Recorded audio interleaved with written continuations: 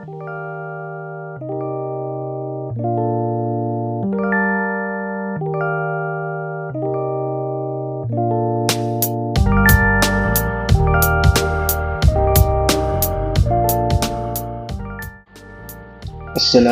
warahmatullahi wabarakatuh.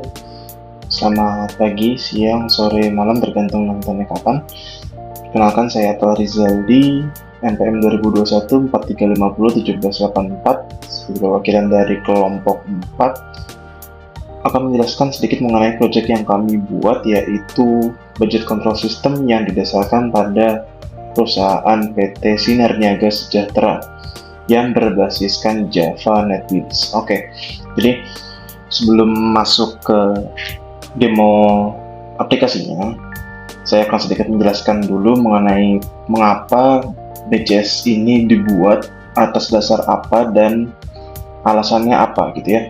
Oke, ini didasarkan pada permasalahan yang terjadi dari sisi tim finance PT Sinar Niaga Sejahtera, di mana untuk pengajuan klaim, proposal, misalkan ada DLK atau misalkan ada pengadaan barang, itu kan semua harus dicatat, tapi itu semua belum terdigitalisasi dengan sempurna. Masih ada manual, masih ada yang hanya dicatatkan di misalkan Microsoft Excel atau di Word gitu ya. Dan ini jadi permasalahan karena terkadang tentunya pada saat pencatatan itu ada yang terlewat gitu. Nah, atas dasar inilah yang menyebabkan kami memilih permasalahan ini untuk kami buatkan solusi dan dijadikan judul untuk tugas pemrograman visual kali ini. Oke, jadi pada dasarnya apa itu BCS atau Budget Control System ya? Itu adalah sebuah aplikasi, sesuai dengan namanya, itu adalah sistem pengendalian budget. Jadi ini aplikasi ini itu untuk mencatatkan anggaran dan juga penggunaannya serta historinya. Jadi penggunaan untuk budgetnya itu kemana, untuk apa, itu semua akan terdigitalisasi dan terangkum dalam satu aplikasi, yaitu BCS ini gitu. Kemudian fiturnya ada apa aja, nanti kita akan ke sana melihat ya, ada fitur apa saja. Pada intinya ini tuh bisa untuk pengajuan proposal, kemudian ada kasbon juga, dan ada klaim atau reimburse ya. Jadi untuk karyawan misalkan mau ada pengadaan barang, lalu ingin misalkan pembelian barang, nah nanti uangnya pakai kita tanggung dulu, terus kita mau bayar minta ke perusahaan buat gantiin nantinya, itu bisa. Atau misalkan ada dinas luar kota, DLK, atau misalkan ada perjalanan ke kantor klien atau ke depo, nah itu nantinya bisa juga menggunakan untuk tipe travel, itu ada lagi sendiri. Atau misalkan ada untuk pengeluaran budget untuk gaji karyawan di divisi tertentu, itu bisa juga seperti itu ya. Jadi inti aplikasinya adalah bagaimana perusahaan itu bisa ada di bentuk digital, ada catatan digital terkait dengan penggunaan budgetnya gitu ya. Oke, kita sebelum ke aplikasinya, saya akan sedikit memperlihatkan dulu ya untuk strukturnya. Struktur dari database-nya dulu ya. Di sini itu total ada sebetulnya 1, 2, 3, 4, 5. Ada 5 master data ya. Oke, yang paling utama dulu ya. Pertama itu adalah user.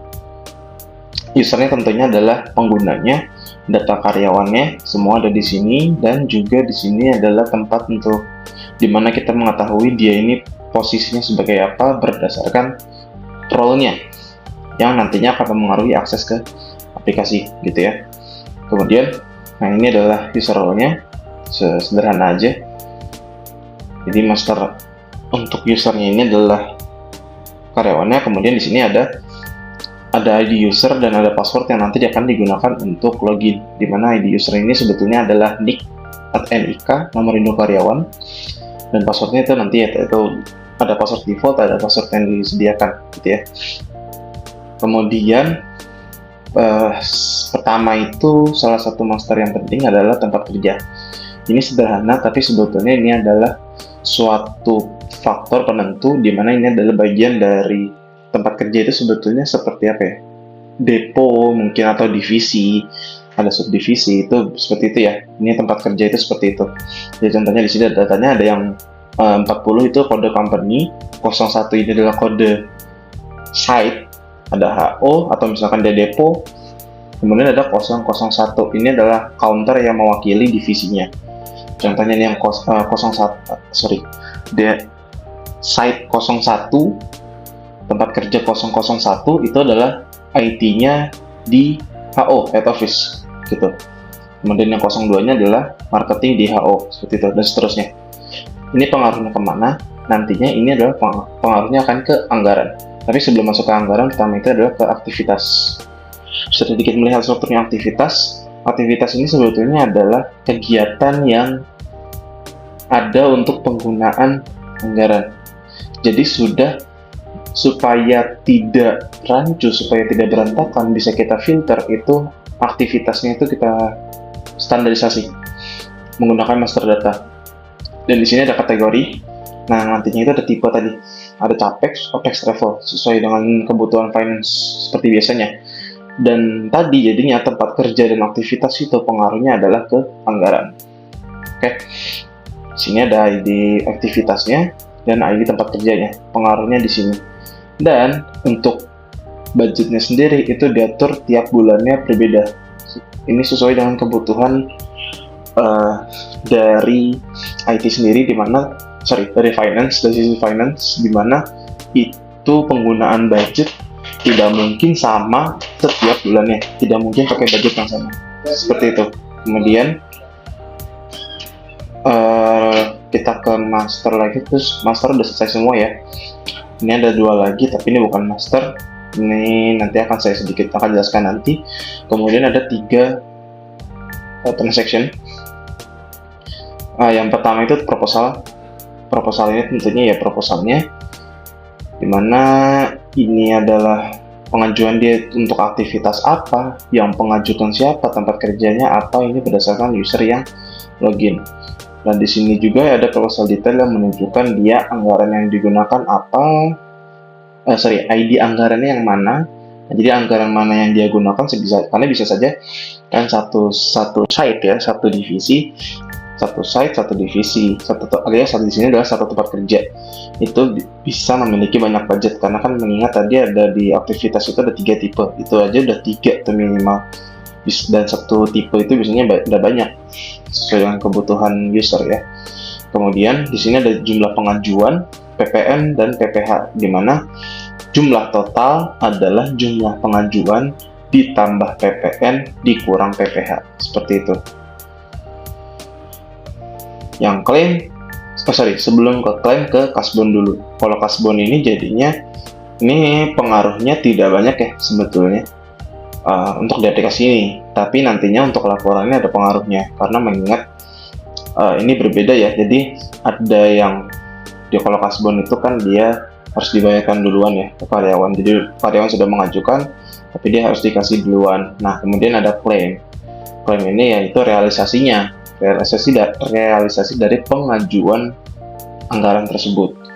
Jadi di sini ada yang berbeda juga, gitu ya. Oke. Nah, tadi sudah ya. Terus kemudian ada 2 yang tadi belum saya jelaskan, yaitu jurnal. Jurnal ini untuk kebutuhan. Kalau di finance itu ada kebutuhan jurnal ya untuk laporan bulanan, ada yang bulanan, ada tahunan, seperti neraca saldo ataupun arus kas. Itu di sini disimpan, itu akan ke-generate secara otomatis di tiap klaim kasbon ya. Kemudian ada approval ini, di mana jadinya ketika karyawan mengajukan itu tidak benar-benar langsung masuk aja datanya, tapi ada approval dulu ke atasan sesuai yang ada di master data user. Ya, di sini kan ada ID supervisor gitu ya. Oke, sekarang kita masuk saja ke demo aplikasinya ya. Oke. Ya, oke. Ini adalah tampilan loginnya ya. Di sini seperti yang tadi sempat saya singgung sedikit, username-nya itu menggunakan nick ya, nik. Kemudian passwordnya ada juga tadi sudah di set ya. Oke, kita masuk ke yang pertama, itu adalah user role dulu aja, biar simple. User role ini untuk menentukan dia ada role apa. Misalkan kita mau menambahkan di sini adalah IT head gitu ya. Di IT head kita save. Sekarang ini mau kita ganti IT head. Misalkan mau gitu kita edit. Oke, kita bisa juga delete gitu ya. Oke, kita mau cari misalkan tadi ada finance manager, dia muncul seperti itu ya. Oke, kemudian kita masuk ke menu user. Ini adalah yang mengatur master datanya user. Misalkan kita inputkan data baru 4 gitu ya, terus misalkan ini ya, terus terus kita laki-laki. Nah, tempat kerjanya misalkan site-nya tadi si site yang sama, tapi role-nya dia misalkan division head, dia usernya aktif. Nah, user aktif ini juga mempengaruhi ke transaksi nantinya, karena tidak bisa login kalau belum tidak aktif, dan otomatis tidak bisa memunculkan apapun gitu. Jadi pengaruhnya nanti ke login. Kemudian ada ID supervisor, bahkan supervisornya adalah yang 02, Muhammad Arif Yudhya Putra gitu ya. Kita save, kemudian kita edit. Misalkan, oh ternyata dia orang finance, oke kita edit. Saya, oh tapi ternyata ini nggak jadi, katanya salah entry, atau misalkan udah terdaftar salah ternyata, oke kita delete. Ini bisa cari misalkan ini gitu ya. Kemudian tempat kerja masih sama seperti tadi, misalkan kita beda site, company-nya 40, terus dia beda nih, dia depo. Oke, depo yang pertama, ini depo. Nih depo misalkan, ini Gresik gitu ya, misalkan ya, depo Gresik. Ini Gresik, dia misalkan tim kita misalkan tim apa sih sebutannya itu ya, OEE ya sebutannya. Ini untuk yang maintenance, maintenance saja ya. Oke, ini maintenance, kita save. Kita contoh lagi 402002. Ini misalkan adalah karyawan biasa. Oke, kemudian save. Nah, ini misalkan mau kita edit, saya tadi user ini misalkan ganti ya, edit saya. Oke, misalkan delete, kita delete. Oke, lanjut ke aktivitas lanjutkan tadi ini untuk menentukan aktivitasnya apa ya. Kemudian contohnya di sini tadi depo Gresik ya. Contohnya di sini misalkan mau ada DLK KHO. Berarti misalkan dari Gresik Jakarta, ini depo Gresik gitu ya. 2001 travel DLK depo HO misalkan gitu. Ini kategorinya berarti adalah travel, kita save. Misalkan salah satunya random ya, ini Jakarta Surabaya, kita edit misalkan ini data 4001 tapi travelnya travel gitu ya, salah typo gitu ceritanya. Oke, tadi kan yang ini travel.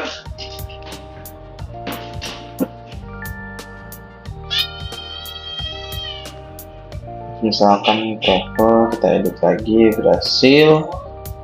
Yang ini kita delete. Oke, kita cari misalkan bintang gitu ya. Oke ya, selesai. Kemudian anggaran ini tentunya adalah master yang menentukan transaksinya juga, karena Ini akan jadi pengaruh juga untuk sumber dananya nanti untuk di tiap transaksinya. Oke. Pertama kita akan buat anggaran dulu, misalkan anggaran untuk di depo ya. Untuk depo.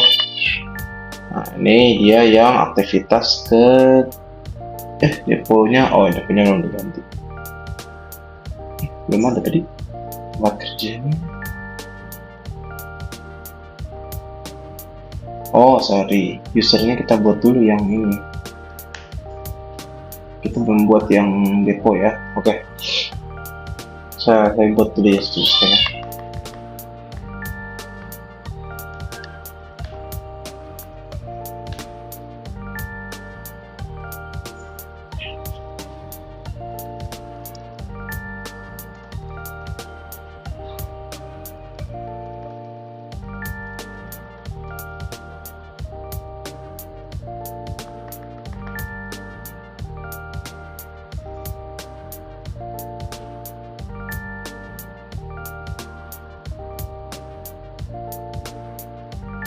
Nah, kemudian kita save. Oke, udah ini coba saya logout dulu ya.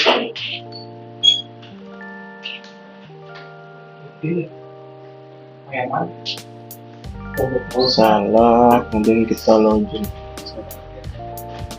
Oke. Masuk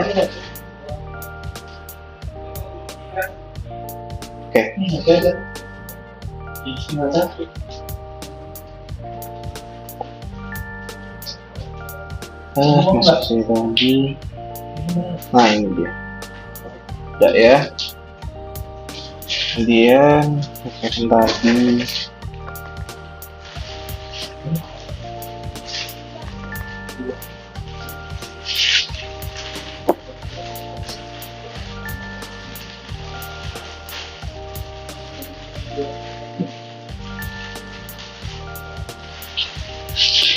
misalkan 100 juta.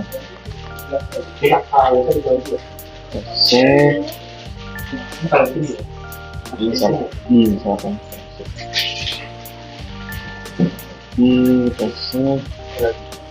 masalah ini ya, nggak bisa diedit. Kemudian misalkan ternyata 250 juta. Edit, kita update yang salah tadi, mari kita delete.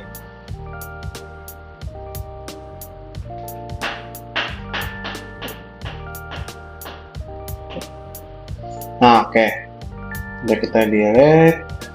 Anggarannya sudah ada, kita coba simulasikan untuk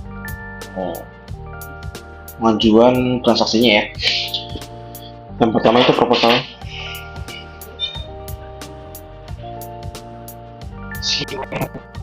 Dari proposal ini kita klik new dulu. Nah, ini nanti kan di sini ada anggaran ya, ini masih kosong karena ini menyesuaikan dengan aktivitas gitu ya. Misalkan tadi ini, nah ini ada budgetnya. Kalau misalkan yang lain, ini beda lagi budgetnya gitu ya. Kemudian, nah kita jumlah pengajuan misalkan dari Gresik, Depo Gresik ke Jakarta, dari transportasi, uang perjalanan dinas, harian, penginapan dan segala macamnya, totalnya 15 juta misalkan. Oke. 15 juta. Kena PPN 1.500.000. Nah, ini kena PPh 150.000. Nah, di sini sudah dapat totalnya 1.635.000 karena dari jumlah pengajuan ditambah PPN dikurang PPh, gitu ya. Nah, kemudian keterangan ini contohnya DLK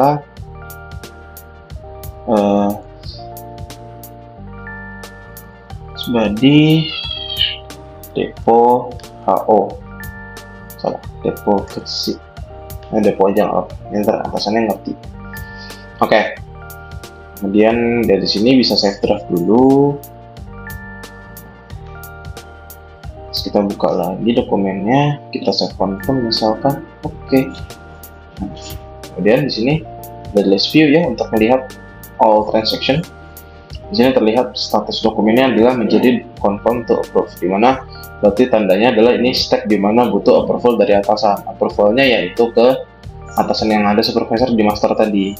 Nah, kalau kondisi draft tadi, seperti yang tadi sempat draft dulu, kondisinya draft. Jadi dia masih bisa diubah dulu nih, gitu. Kemudian kalau udah selesai, kita masuk ke step approval.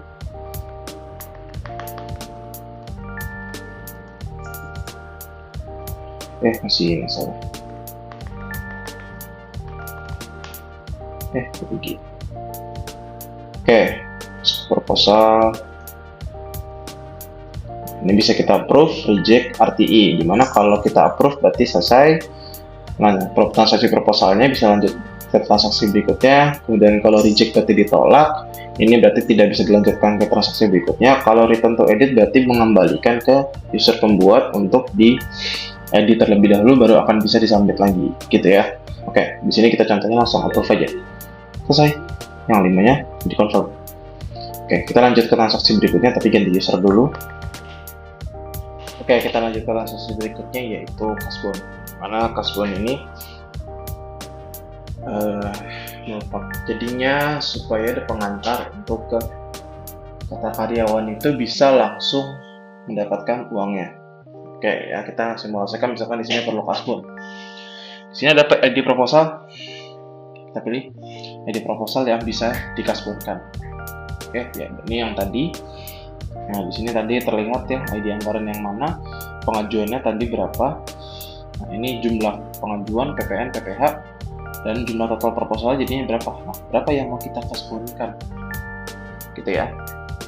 Nah, di sini misalkan mau kasbonin semua nih, gitu ya, 16.350.000 saya. 16.350.000. 16.350 lebih satu ya. Iya, begini ya. Oke. Kemudian kasbon keterangannya kasbon atas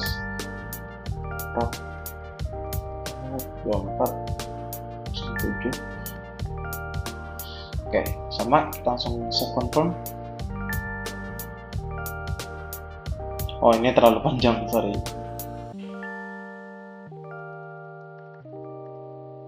Oke, kita langsung submit. Kemudian ini ya kasbonnya, kita logout lagi. Oke, kasbon yang tadi. Sini kita approve. Misalkan udah selesai news view-nya, dia yang kasbon 003 ini ya selesai, ada confirm. Oke, dan kita lanjut ke klaimnya sekarang.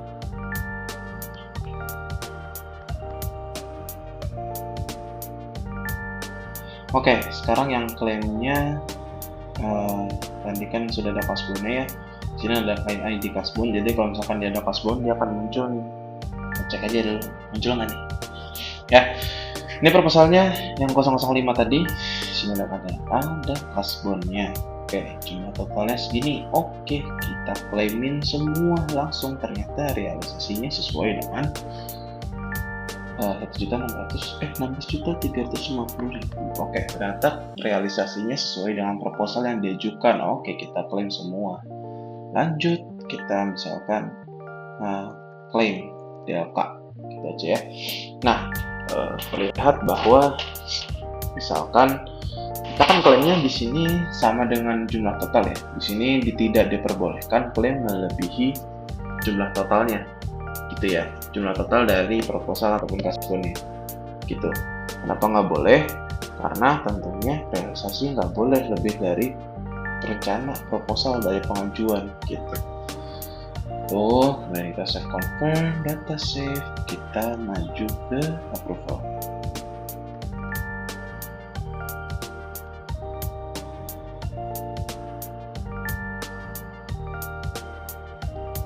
Oke, kita lihat di sini sudah proses approval, approve, selesai, confirm. Nah, selesai transaksinya untuk DLK karyawan dari Depok Gresik ke HO di Jakarta ya. Oke, misalkan kita balik lagi nih. Di sini untuk melihat ada yang namanya Sorry.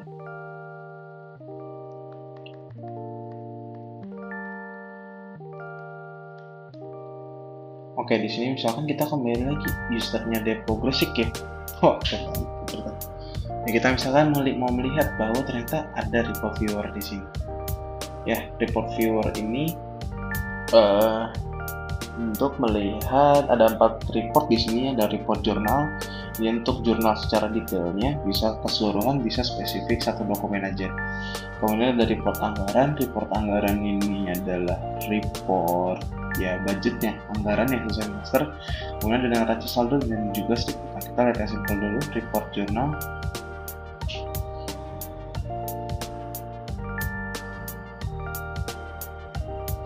Nah, di sini dari report jurnal dia menarik seluruh data dari jurnalnya. Karena tadi kita tidak membuat spesifik gitu ya. Contoh di sini misalkan kita mau cek jurnal kasbonnya aja nih yang KSBN 24070003 misalkan ya. Oh ya, saya sedikit lupa menjelaskan bahwa yang mengenerate jurnal adalah klaim dan juga kasbon. Kenapa? Karena klaim itu adalah uang keluar, ada kasbon adalah uang masuk. Kenapa proposal enggak? Karena proposal hanya pengajuan, belum realisasi, jadi nggak bisa gitu ya. Tidak generate jurnal maksud saya. Oke. Perbedaannya di mana? Kalau klaim jurnalnya itu ada debit kredit gitu ya, debit duluan baru kredit. Kalau kasbon kredit duluan baru debit. Tapi sesuai dengan ketentuan jurnal itu pastinya jurnal itu harus balance antara debit dengan kredit gitu ya. Di sini ada nomor urut. Nah, ini ada jenis dokumen, ada klaim dan juga kasbon. Kemudian ada tanggal posting. Tanggal posting itu sebenarnya ada tanggal pembuatan jurnal.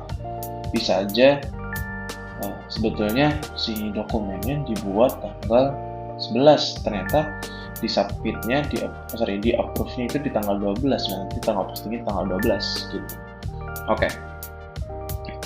Misalkan kita spesifik tadi ya, KSBN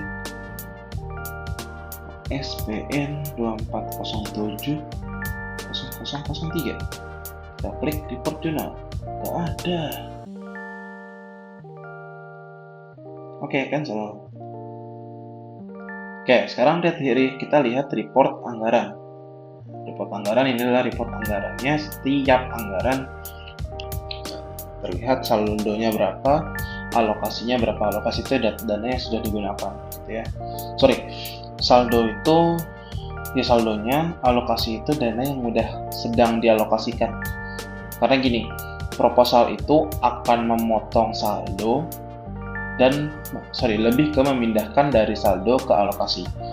Kasbon tidak berimpact apa-apa, tapi klaim nantinya itu akan memotong alokasi. Jadi dari saldo ini akan dipindahin ke alokasi. Alokasinya nanti akan dipotong seperti itu ya. Itu anggaran. Kemudian ke report neraca saldo. Nah, di report neraca saldo ini terlihat ada saldo awalnya apa, kemudian ada transaksinya apa, saldonya berapa, jadi berapa gitu ya. Neraca saldo sesuai dengan laporan di finance. Kemudian ada laporan strip utang. Strip utang ini sebetulnya adalah hutang ke vendor yang harus dibayarkan. Karena hutang itu adalah dari kasbon, makanya masuk ke laporan strip utang hanyalah transaksi dari kasbon. Seperti itu. Ya, seperti itu penjelasan mengenai aplikasi BCS. BCS-nya milik SNS ya, untuk PT SNS, PT Sinar Niaga Sejahtera. Di sini tadi ada logout, bisa dilihat ya, kita exit, selesai. Oke. Ya, seperti itu tadi penjelasannya mengenai aplikasi BCS ya, Budget Control System untuk PT Sinar Niaga Sejahtera, yang diharapkan mampu menyelesaikan permasalahan yang tadi sempat saya sebut di awal, yaitu terkait dengan digitalisasi transaksi dan juga penggunaan anggaran di PT Sinar Niaga Sejahtera, dan dengan harapan adanya laporan-laporan itu juga bisa berguna untuk ketika ada kebutuhan untuk sidang bulanan ataupun tahunan untuk laporan anggaran seperti itu ya. Misalkan biasanya tiap ada audit mingguan, ada audit bulanan, dan juga audit tahunan, dan harapannya dengan adanya laporan-laporan ini, auditnya itu bisa lebih berjalan lebih cepat, lebih lancar, dan ya tidak ada kendala seperti itu ya. Oke, sekian penjelasan dari saya mengenai aplikasi budget control system untuk PT Sinar Niaga Sejahtera. Kurang lebihnya mohon maaf. Terima kasih, saya adalah Rizaldi, NPM 2021-4350, mewakili teman-teman dari kelompok 4 untuk mata kuliah pemrograman visual mengucapkan terima kasih telah menyaksikan. Kurang lebihnya mohon maaf. Wassalamualaikum warahmatullahi wabarakatuh.